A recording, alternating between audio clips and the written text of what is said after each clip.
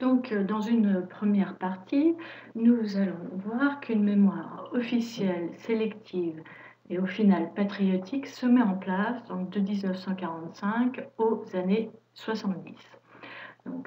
Dès août 1944, pendant la Libération, se forge l'image d'une France forte, unanimement résistante. L'historien Henri Rousseau qualifie cette mémoire de résistentialisme, c'est-à-dire c'est un mythe politique, il ne s'agit en aucun cas de la réalité des faits historiques, donc c'est un mythe politique, il s'agit de montrer une nation française unie et résistante sous l'occupation nazie. Alors, des questions dès lors se posent. Il serait intéressant de comprendre pourquoi un tel mythe se diffuse et qui sont les auteurs de cette vision mythique de la France pendant l'occupation. Comment s'enracine cette image d'une France unie, patriotique, face à l'occupant nazi. Et enfin, quelles sont les limites de cette mémoire officielle. Alors, dans un premier point, qui sont les auteurs d'un tel mythe et quels sont leurs intérêts à diffuser l'image d'une France forte et unie face à l'occupation allemande? C'est tout d'abord De Gaulle lui-même qui valorise l'image d'une France très largement combattante et résistante. Ce qui lui importe alors est de reconstruire la puissance de la France afin de garantir son autonomie. Il faut bien se remettre dans le contexte de l'époque. En 1944-45, la France n'est pas considérée véritablement comme un État victorieux, notamment par les Américains. Pourquoi? La défaite de 1940, la collaboration et l'intervention américaine pour libérer le territoire ont considérablement terni l'image de la puissance française. Et les Américains, jusqu'à la libération, avaient envisagé pour la France un sort similaire à celui de l'Allemagne, à savoir l'occupation et un gouvernement militaire américain. Alors, De Gaulle, qui est un nationaliste, se bat du même coup dès la libération pour sauvegarder l'indépendance de la France et il choisit délibérément de donner priorité à la reconstruction de l'unité nationale autour de la République, même si cela implique d'occulter certains faits historiques. Alors, dans un célèbre discours prononcé à l'Hôtel de Ville de Paris le 1er septembre 1944, alors que la capitale vient d'être libérée, De Gaulle, justement, dès cette époque, souligne donc l'idée que la France a unanimement participé à la libération du territoire. Je vous laisse écouter donc cet extrait de discours. Paris, Paris outragé, Paris brisé, Paris martyrisé, mais Paris libéré, libéré par lui-même, libéré par son peuple avec le concours des armées de la France, avec l'appui et le concours de la France tout entière, c'est-à-dire de la France qui se bat, c'est-à-dire de la seule France, de la vraie France, de la France éternelle.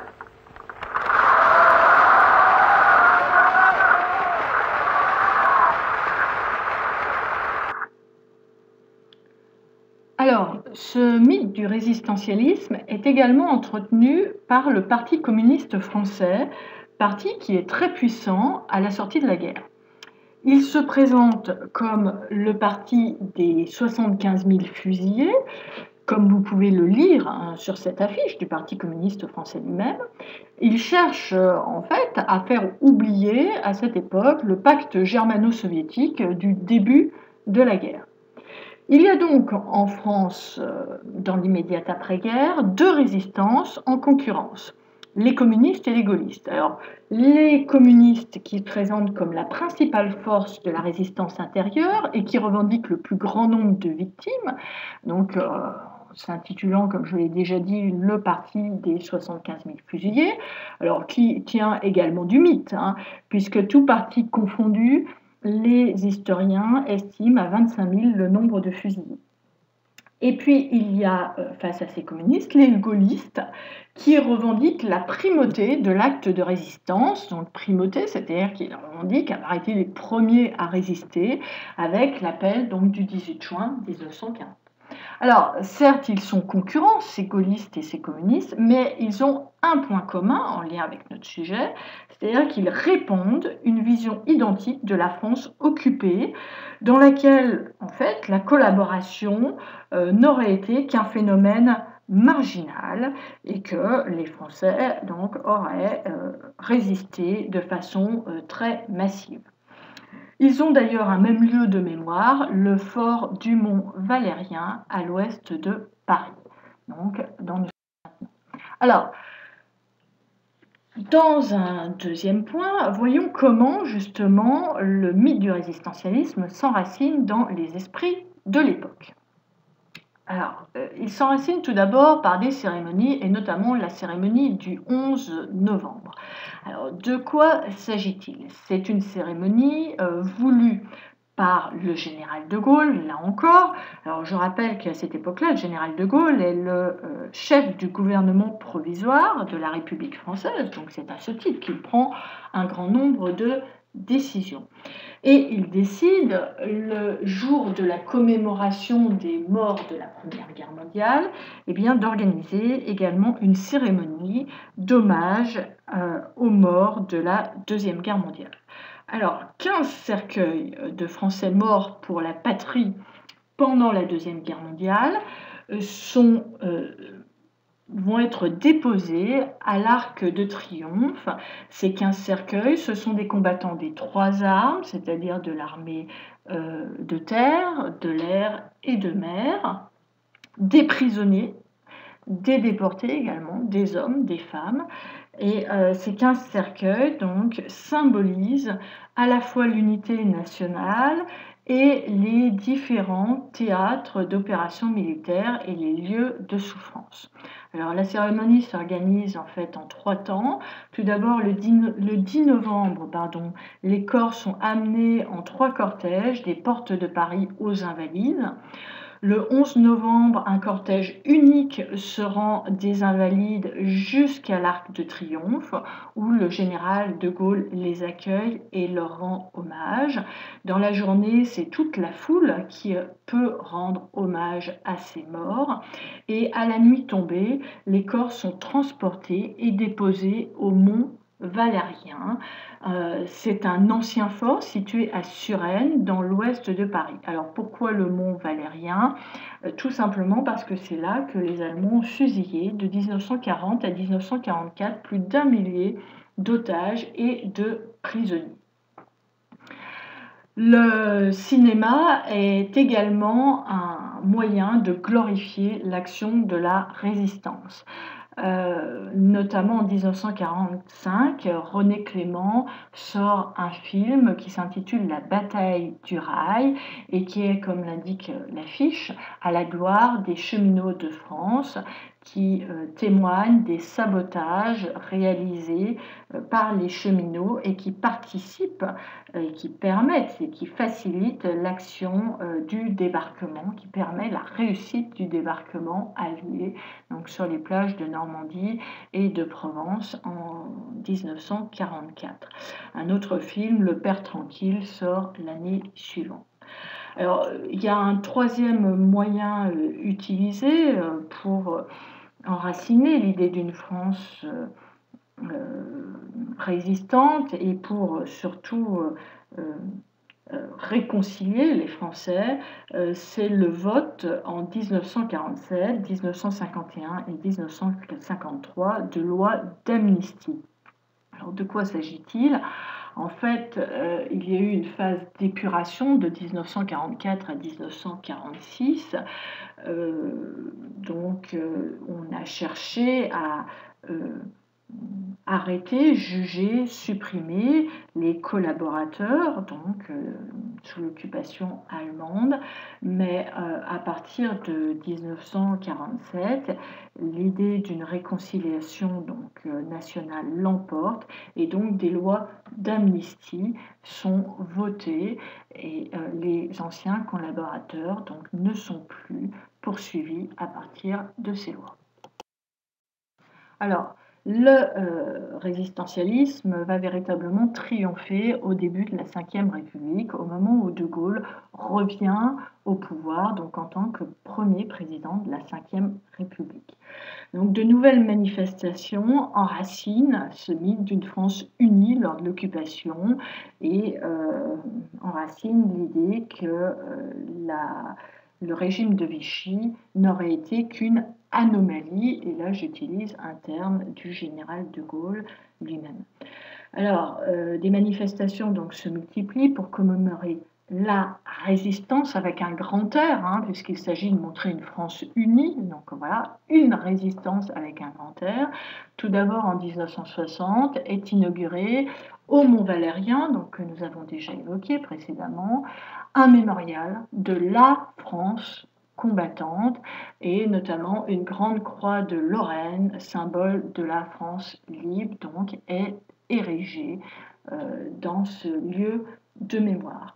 4 ans plus tard, c'est au Panthéon qu'a lieu une cérémonie particulièrement marquante de l'époque, c'est le transfert des cendres de Jean Moulin au Panthéon. Donc, alors, qui était Jean Moulin ? Je rappelle que c'est un préfet qui choisit de démissionner en 1940, qui refuse de se soumettre au régime de Vichy. C'est un homme de gauche qui choisit donc de rallier la France libre et se rend à Londres. Et il va être chargé par De Gaulle d'établir le lien entre la France libre et les différents mouvements de résistance qui existent dans la France intérieure, occupée ou non occupée d'ailleurs, donc sur le territoire français. Jean Moulin va être dénoncé, arrêté, torturé et mourra donc des suites des actes de torture qui sont donc perpétrés sur lui. En 1964, donc De Gaulle cherche à lui rendre hommage et fait transférer ses cendres donc au Panthéon. C'est l'occasion pour son ministre de la Culture, André Malraux, de prononcer un très célèbre discours qui rend hommage à tous les résistants. Vous trouverez sans problème sur YouTube des extraits, voire l'intégralité de cette cérémonie, voilà, qui est un peu trop longue pour que je vous la diffuse ici.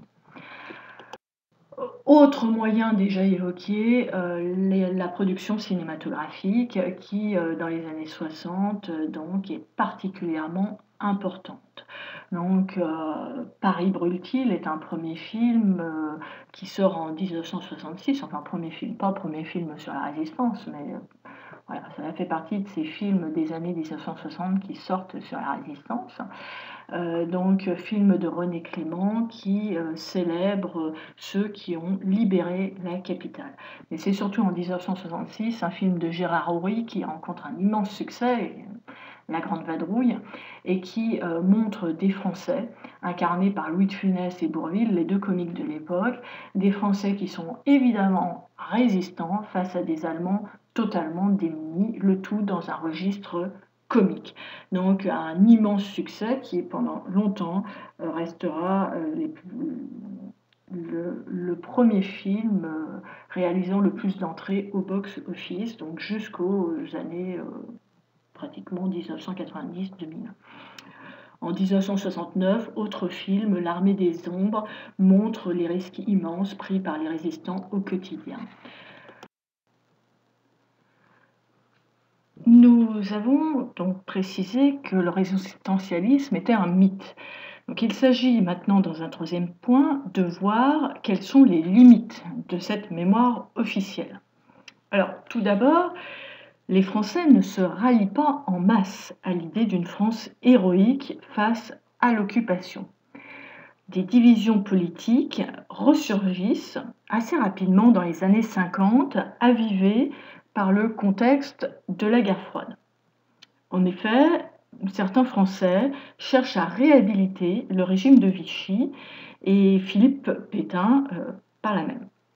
En affirmant notamment qu'un double jeu a été mené vis-à-vis de l'occupant et que le maréchal a été un bouclier pour les Français.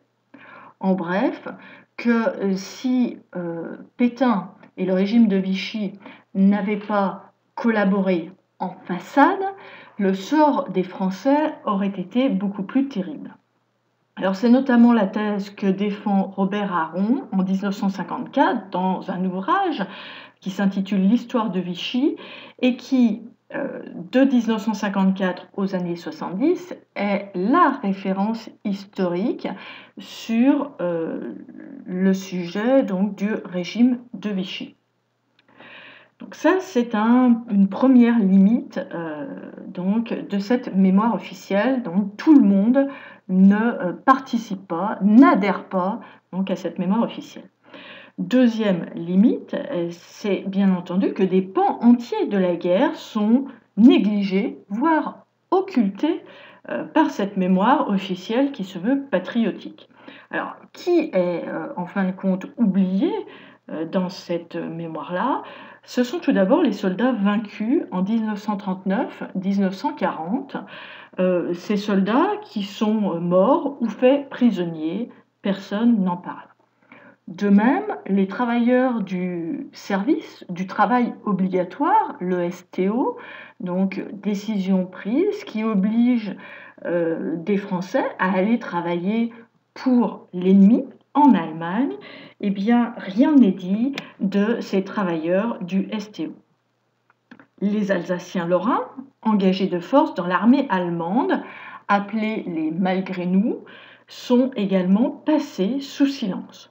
Pourtant, 14 d'entre eux ont participé en 1944 au massacre de Radoš-Glane, sont condamnés en 1953 pour ces faits, mais là encore, le silence est privilégié.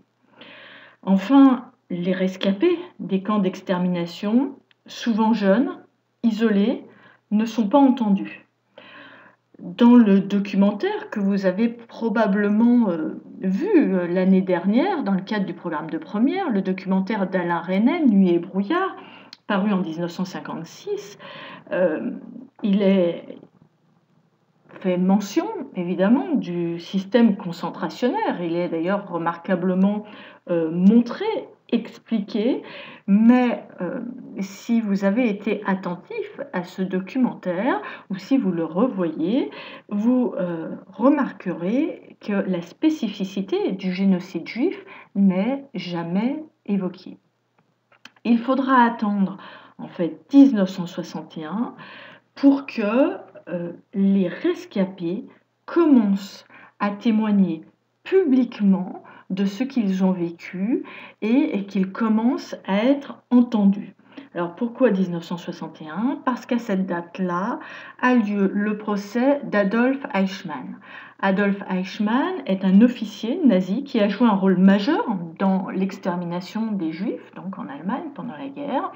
Et Adolf Eichmann échappe aux poursuites judiciaires, disparaît dans la nature, donc en 1945. En 1960, il est retrouvé par les services secrets israéliens, donc extradé en Israël, où il est jugé et condamné à mort, exécuté en 1961. Et c'est à l'occasion de ce procès que les rescapés commencent donc à témoigner publiquement. Alors,